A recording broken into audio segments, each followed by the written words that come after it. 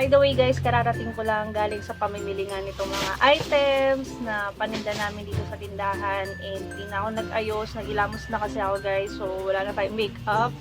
Kaya marami tayong pimple marks and pimples dahil meron tayong period. So pasensya na sa mga ingay na naririnig ninyo sa paligid. Alam nyo na yan. So yan, magsimula na tayo sa ating haul video. So ito na nga guys, yung mga pinamili ko. Tapos meron pa ako isang plastic gun. So mga toy candies to guys. Bakit ako nag-additional ng mga ganito as additional items dito sa tindahan? Kasi hindi naman lahat guys nang nandito sa sari-sari store namin is fast moving items. So kailangan mag-isip ka ng mga ibang items na pwede mong ibenta na sa tingin mo mabilis yung bentahan. And isa na nga to guys kasi ang target market ko dito is mga bata. So medyo maraming bata dito sa akin. Yun.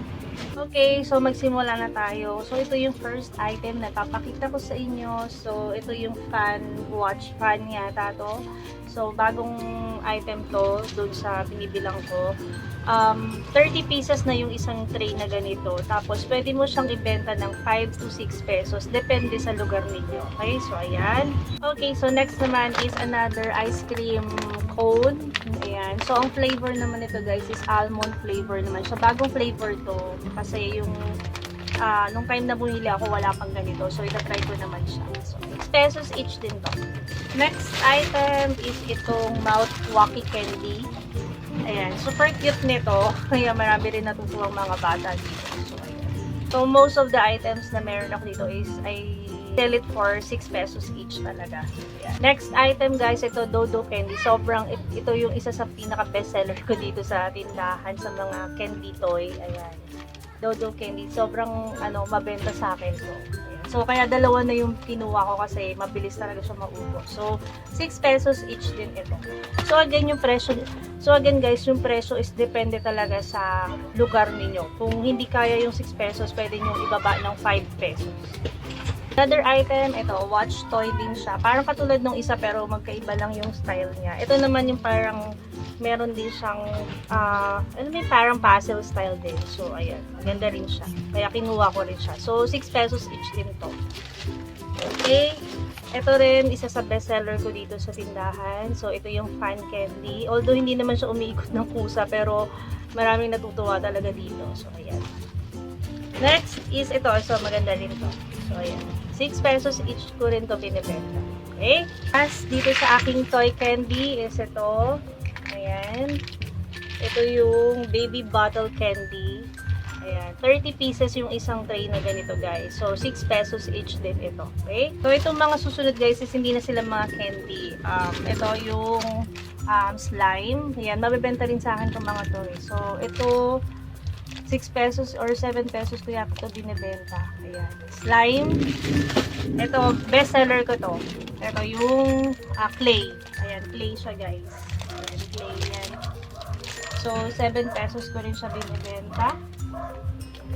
And meron ako yung big version ng clay. Ayan, dito ko na lang pakita kasi yung By the way guys, cellphone yung gamit ko. So, nasira na yung camera ko. Kaya, pasensya na sa quality. Hindi na ganun ka-okay. Pero, ayan, push natin yan. So, ito yung another version ng clay. Meron na siyang pulmahan. Kaya, medyo mas mahal to. 20 pesos ang benta ko nito. Pero, sobrang best seller ko to. So, ayan. And down to my last item is ito. Ayan guys, yung meron siyang ipipaint na drawing. So, watercolor. Tapos ito yung pinaka parang canvas, ganyan.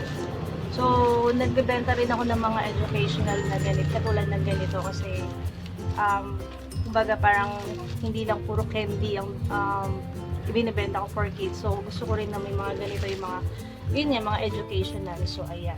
Ito, ang bentahan daw nito is 10 pesos or 12 pesos each. So, ayan. Ang ganda niya. Kasi, mai-enjoy ng mga bata dahil meron na siyang drawing. Tapos, ito, watercolor para matuto sila sa coloring. So, ayan. Ang cute niya, oh. Yun. So, yun lang guys, lahat ng pinamili ko na item. Yun yung mga idinadagdag ko dito sa aming tindahan. So, bakit ako nagdadagdag guys? Kasi katulad ng sinabi ko, hindi naman lahat ng nandito sa sari-sari store is fast-moving item. So, magkaantay ka talaga ng matagal. Malaking bagay din yung mga pagtitinda ko ng ganito guys. So, okay rin naman yung kitaan sa mga ganito guys. Lalong-lalo na kung yung lugar ninyo is maraming kids. So, papatok talaga siya. Kaya guys, kung yung area ninyo is maraming bata, you have to try selling this kind of items kasi pumapatok talaga siya. So, ayun guys, yun lang naman yun. Pag syempre nararamdaman mo na mahina ang kitaan, you have to think of other items na makakatulong para makadagdag sa kita mo. So, meron pa akong additional na ititinda dito sa tindahan, which is school supplies. Sa susunod ko naman i-share sa inyo yung mga items na pinamili ko na school supplies na idadagdag ko rin dito sa aming tindahan.